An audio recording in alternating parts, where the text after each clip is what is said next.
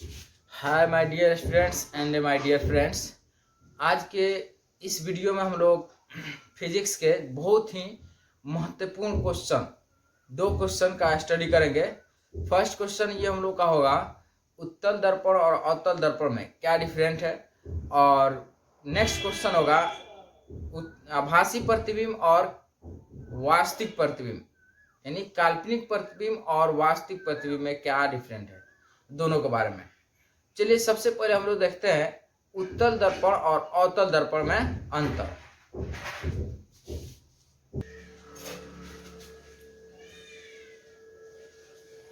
चलिए देखिए अंतर आप लोगों के सामने है। इधर है उत्तल दर्पण और इधर है अवतल दर्पण। तो उत्तल दर्पण और अवतल दर्पण में जो अंतर होता है, मुख्य अंतर आप लोगों के पास में लिख दिया, आप लोगों के सामने लिख दिया गया है। सवाल ये पूछता है कि उत्तल दर्पण और अवतल दर्पण में अंतर लिखें। तो अंतर जब पूछेगा तो लिखेंगे हम लोग जवाब में कि उत्तल दर्पण और अवतल दर्पण में निम्नलिखित अंतर है। उसके बाद में एक साइड में हम लोग उत्तल दर्पण और दूसरे साइड में अवतल दर्पण लिखने के बाद में और इसको हम लोग लिख देंगे। तो देखिए अंतर क्या क्या बताता है, ध्यान से देखिएगा।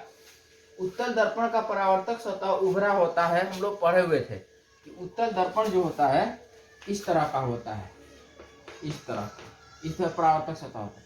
और अवतल दर्पण का परावर्तक सतह धांसा होता है। तो अवतल दर्पण हम लोग इस तरह से पढ़े थे, तो परावर्तक सतह इधर हो गया, तो ये धांसा हुआ है, ठीक है।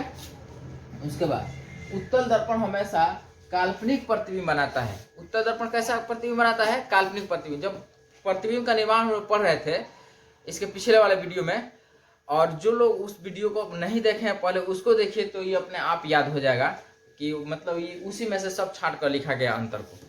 तो जो उत्तल दर्पण होता है हमेशा काल्पनिक प्रतिबिंब बनाता है, जबकि अवतल दर्पण काल्पनिक और वास्तविक दोनों तरह का प्रतिबिंब बनाता है। इधर देखिए उत्तल दर्पण हमेशा सीधा प्रतिबिंब बनाता है। उत्तल दर्पण कैसा प्रतिबिंब बनाता है? सीधा। जबकि अवतल दर्पण सीधा और उल्टा दोनों तरह का प्रतिबिंब बनाता है। वही देखिए उत्तल दर्पण का मुख्य फोकस धनात्मक होता है, जबकि अवतल दर्पण का मुख्य फोकस जो होता है, धनात्मक करें, उत्तल दर्पण का मुख्य फोकस काल्पनिक होता है, जबकि अवतल दर्पण का मुख्य फोकस वास्तविक होता है। और उत्तल, फिर से पांचवा अंतर हो जाएगा हम लोग, उत्तल दर्पण का फोकस दूरी, यहाँ पर लिखेंगे उत्तल दर्पण का फोकस दूरी धनात्मक है। धनात्मक कैसा होता है? धनात्मक होता है। जबकि अवतल दर्पण का फोकस दूरी ऋणात्मक होता है। देखिए थोड़ा सा इधर दिखाई नहीं दे रहा है, यहाँ पर लिख देते हैं ऋणात्मक। फोकस दूरी कैसा होता है? ऋणात्मक होता है। किस दर्पण का? अवतल दर्पण का।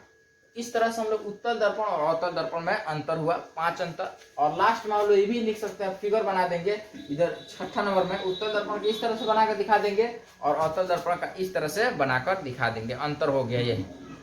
फिर से देख लीजिए, उत्तल दर्पण परावर्तक सतह उभरा होता है तो इधर धांसा होता है बोल देंगे। उत्तल दर्पण का उत्तल दर्पण हमेशा काल्पनिक प्रतिबिंब बनाता है, तो इधर काल्पनिक और वास्तविक दोनों प्रतिबिंब बनाता है। उत्तल दर्पण हमेशा सीधा प्रतिबिंब बनाता है, तो इधर सीधा और उल्टा दोनों प्रतिबिंब बनाता है। उत्तल दर्पण का मुख्य फोकस काल्पनिक होता है, तो इधर काल्पनिक का उल्टा वास्तविक होता है। इसमें वो काल्पनिक और वास्तविक नहीं बोलेंगे, केवल वास्तविक बोलेंगे। फोकस दूरी, उत्तल दर्पण की फोकस दूरी धनात्मक होती है, तो इधर उत्तल दर्पण की फोकस दूरी, अवतल दर्पण की फोकस दूरी ऋणात्मक होती है। समझ में आ गया? अब देखिए इसको हम लोग कैसे याद कर सकते हैं। आप इसको 4 बार 5 बार 10 बार पढ़ लीजिएगा बार बार। उसके बाद में ऐसे हम लोग एक जो मैं बोल रहा हूँ उसको आप कॉपी में नोट कर लीजिए या कहीं भी नोट कर लीजिए कि कैसे याद करने। मतलब अगर एग्जाम में इसमें से मिस्टेक हो जा रहा है इसके बाद क्या होगा। चाहे मान लीजिए 2 ही अंतर आप लोग याद है, 3 ही अंतर याद है, चौथे से गायब हो गए, तो ऐसे याद कर लेंगे हम लोग। एक सेंटेंस याद करेंगे ताकि ये टोटल याद हो जाए। जैसे ही ये याद होगा ये हम लोग उसी पर याद कर सकते हैं। तो ऐसे याद कीजिएगा, उत्तल दर्पण का सतह उभार कर देखो। किस दर्पण का? उत्तल दर्पण का। उत्तल दर्पण का सतह उभार कर देखो। तो हम लोग इससे याद कर लेंगे कि उत्तल दर्पण का सतह उभरा होता है, राइट। देखोगे यहाँ पे ये वाला फिगर नीचे बनाना है, ध्यान रखिएगा। तो मैं बोल रहा हूं उत्तल दर्पण का सतह उभार कर देखो।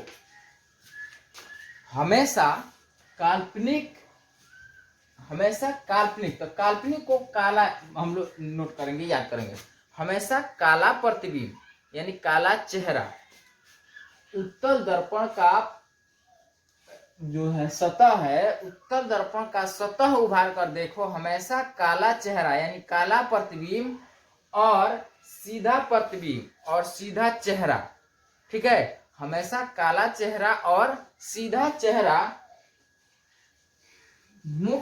उसके बाद इसको याद करेंगे, काला फोकस और धनात्मक दूरी के साथ दिखता है। उत्तल दर्पण का सतह उभार कर देखो, हमेशा काला चेहरा और काला चेहरा और सीधा चेहरा। उत्तल दर्पण का सतह उभार कर देखो, हमेशा काला चेहरा और सीधा चेहरा काला फोकस और धनात्मक दूरी के साथ दिखलाई देता है। ये एक सेंटेंस लिख लीजिए और इसको आप 10 बार 20 बार एकदम इसको याद कर लीजिए। उत्तल दर्पण का सतह उभार कर देखो, हमेशा काला चेहरा और सीधा चेहरा काला फोकस और धनात्मक दूरी के साथ दिखलाई देता है। इसे याद करेंगे, उत्तल दर्पण का सतह उभार कर देखो, यानी उत्तल दर्पण का सतह उभरा होता है, हमेशा काला चेहरा, काला चेहरा का मतलब काला प्रतिबिंब, काल्पनिक प्रतिबिंब, हमेशा काल्पनिक प्रतिबिंब बनाता है, ठीक है। और सीधा चेहरा और सीधा प्रतिबिंब बनाता है, हमेशा काला चेहरा और सीधा चेहरा काला फोकस, यानी फोकस जो होता है उसका मुख्य फोकस काल्पनिक होता है और धनात्मक दूरी के साथ दिखलाई देता है, यानी उसकी फोकस दूरी कैसी होती है, धनात्मक होती है। ऐसे याद कर लेंगे, इसी को याद कर लेंगे तो इस इधर वाला याद हो जाएगा। उत्तल दर्पण का फोकस परावर्तक सतह उभरा होता है तो अवतल दर्पण का धंसा होता है। उत्तल दर्पण हमेशा काल्पनिक प्रतिबिंब बनाता है तो ये काल्पनिक और वास्तविक दोनों प्रतिबिंब बनाता है। उत्तल दर्पण सीधा प्रतिबिंब बनाता है तो सीधा उल्टा दोनों प्रतिबिंब बनाता है। उत्तल दर्पण का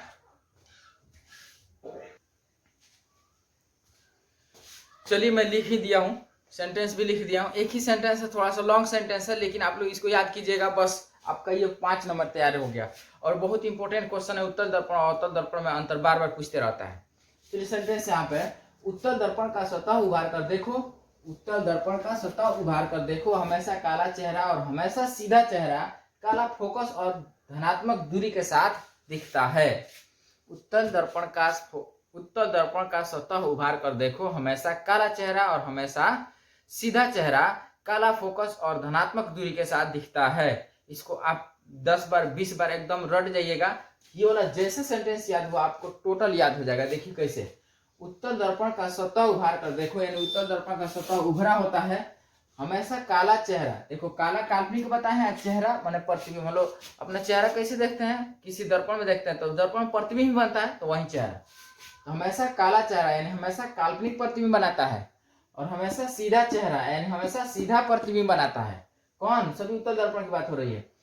काला फोकस और इसका फोकस जो होता है, मुख्य फोकस, वो काल्पनिक होता है और धनात्मक दूरी के साथ, यानी फोकस दूरी कैसी होती है, धनात्मक होती है। और लास्ट में ऐसे फिगर बनाना होगा, तो हम लोग 6ठा नंबर में फिगर बना, इसमें 5 अंतर, हमें सतह उभरा हुआ एक, काला चेहरा यानी काल्पनिक प्रतिबिंब, 2 सीधा चेहरा यानी सीधा प्रतिबिंब, 3 काला फोकस यानी फोकस दूरी काल्पनिक, मुख्य फोकस काल्पनिक यानी 4, और धनात्मक दूरी यानी मुख्य फोकस दूरी धनात्मक 5, और ये अंतर 6।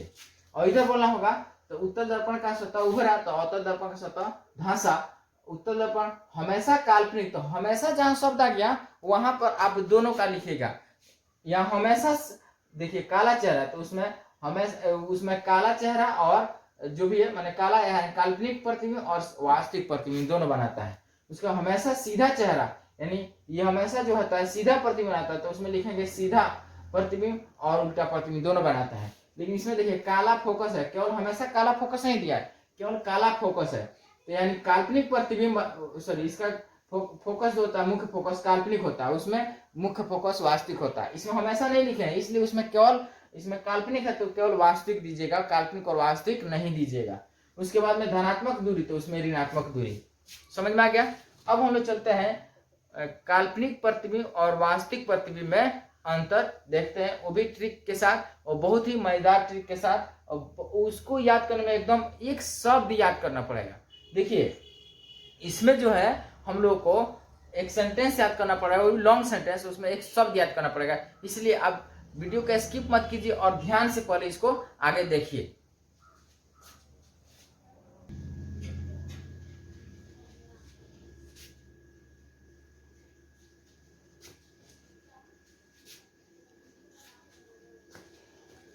देखिए नेक्स्ट है हम लोग को वास्तविक प्रतिबिंब और काल्पनिक प्रतिबिंब में क्या अंतर है, क्या डिफरेंट है।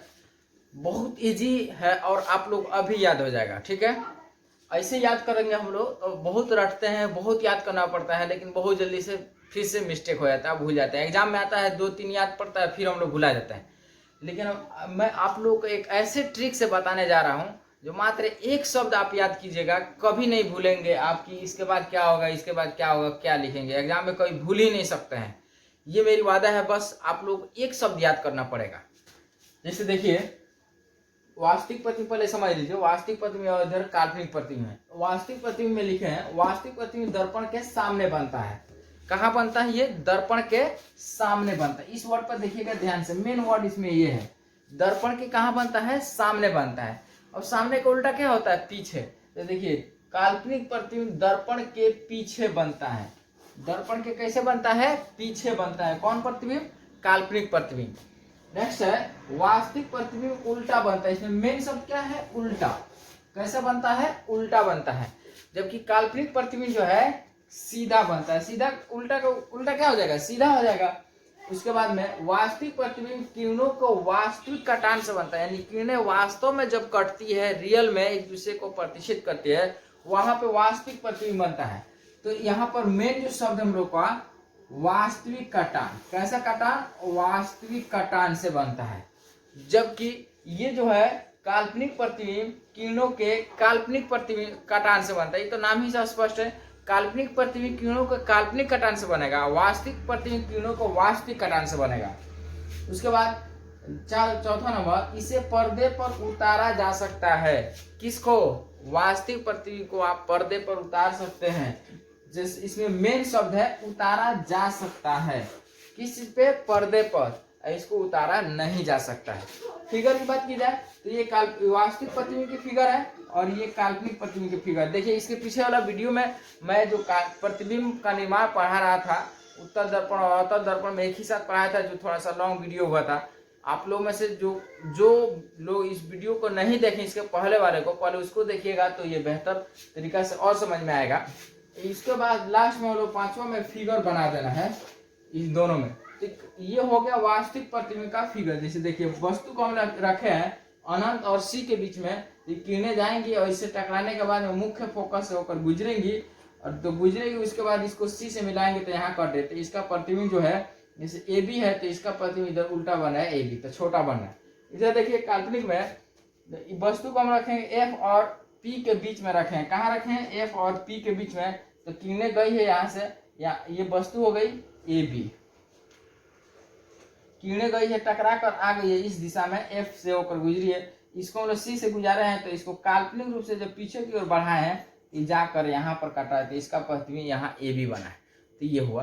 तो हम लोग इसको ये दोनों को पढ़ चुके हैं पिछले वीडियो में। तो आप लोगों को कोई एक काल्पनिक प्रतिबिंब का फिगर बना देना है और किसी एक वास्तविक प्रतिबिंब का फिगर बना देना वास्तविक में।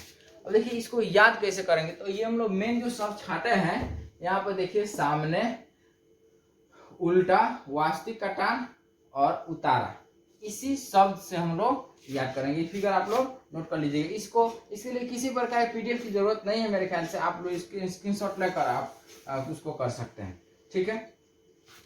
देखिए तो इसको याद कैसे करेंगे, तो मात्र एक शब्द याद करेंगे, सा, सामने का सा लेंगे, यहाँ पर उल्टा को उ लेंगे, वास्तविक का वा लेंगे और उल्टा उतारा का उ लेंगे।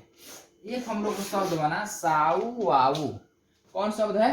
साऊ वाऊ। देखिए कितना इजी है, साऊ वाऊ, साऊ वाऊ। 5 बार याद कीजिएगा, साऊ वाऊ याद हो जाएगा। कहीं भी एग्जाम में आएगा आप याद कीजिएगा साऊ वाऊ। साऊ वाऊ क्या है? तो वास्तविक प्रतिबिंब और काल्पनिक प्रतिबिंब अंतर बताने वाला बहुत ही इंपॉर्टेंट शब्द है। साऊ वाऊ देखिए क्या बोलता है, साऊ यानी सामने बनता है, सा से सामने, तो क्या सामने बनता है? तो प्रतिबिंब। तो दर्पण में वास्तविक प्रतिबिंब दर्पण के सामने बनता है। उल्टा बनता है, यानी वास्तविक प्रतिबिंब उल्टा बनता है। काल्पनिक में इसका उल्टा करते चले जाएंगे। उसके बाद में वास्तविक कटांश बनता है, यानी किरणों को वास्तविक कटांश बनता है। यानी उतारा, यानी पर्दे पर उतारा जा सकता है। तो वाऊ सामने बनता है, उल्टा बनता है। उसके बाद में वास्तविक कटांश बनता है और उतारा जा सकता है, कोई दिक्कत नहीं है। आप लोग याद अभी हो जाएगा। वाऊ सामने बनता है, उल्टा बनता है, वास्तविक कटांश बनता है किरणों के और उतारा जा सकता है। कहाँ उतारा जा सकता है?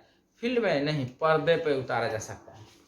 तो ये सब हम लोग याद करेंगे। इधर इसकी बात होगी तो सामने बनता है तो इसमें पीछे बनता है। उसके बाद में उल्टा बनता है तो इसमें उल्टा बनता है तो उधर हो जाएगा, सीधा बनता है। किरणों को वास्तविक कटांश बनता है तो काल्पनिक कटांश बनता है और उतारा जा सकता है तो नहीं उतारा जा सकता। चलिए